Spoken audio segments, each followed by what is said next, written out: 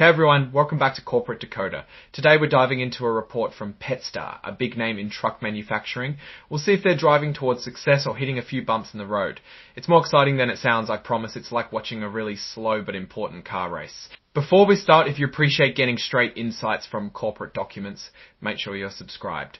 We also have a Discord community linked in the description below.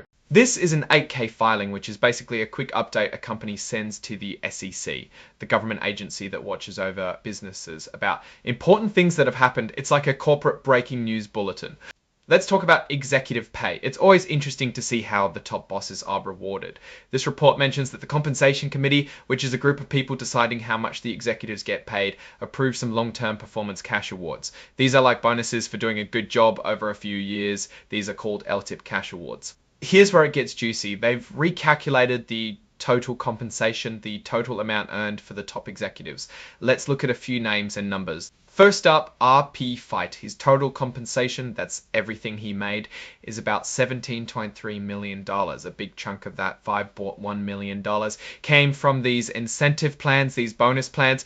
Next, HC Shippers. His total compensation is roughly $6.7 million from the incentive plan.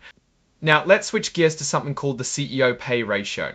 This is all about comparing how much the CEO makes to how much the average worker at the company makes. It's a way of seeing if the CEO is making a lot more than everyone else. The report says that the median employee, that's the employee in the middle, not the average, made about $91,985.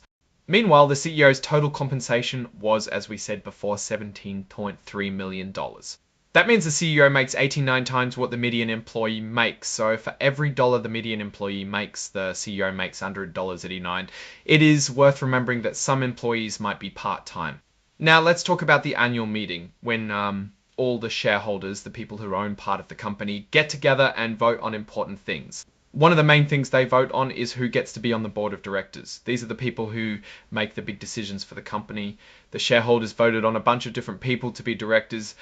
For example, MCP got over 447 million votes in favor, votes for, and about 13 million votes against. You can see the same for all the other proposed nominees for directors, with the for vote being much higher than the against vote. Another vote was on executive compensation.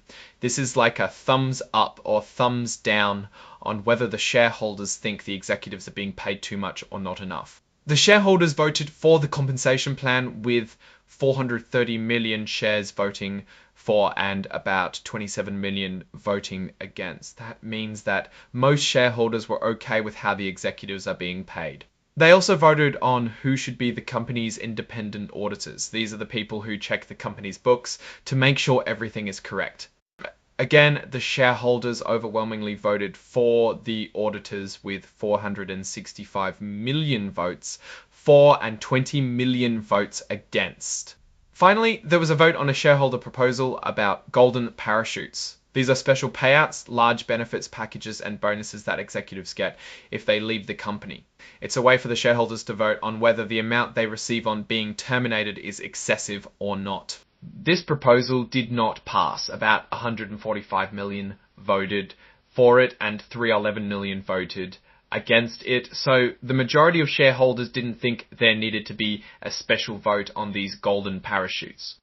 Now, what does all this mean? It seems like PACCAR's executives are being well compensated, and the shareholders generally approve of the company's direction. The CEO pay ratio is high, but that's not uncommon for big companies. One thing to keep an eye on is those executive compensation packages. While the shareholders seem okay with them now, things could change if the company's performance starts to decline. It's always a risk when there's a big gap between what the top bosses make and what the average worker makes. It can create tension, and it's something companies need to manage carefully. Overall, PACCAR seems to be on a steady course. They are making a lot of trucks, selling a lot of trucks, and as such, they are making a lot of money. There aren't any major red flags in this report, but it's always important to keep an eye on these things and see how they develop over time. Alright, that's our breakdown of PACCAR's latest filing. What's your take on these numbers and what they signal for the company's future? Drop your thoughts in the comments. If this analysis was valuable, hitting that like button really helps, and subscribe for more deep dives. Don't forget to check out the Discord in the description. Thanks for watching. See you next time.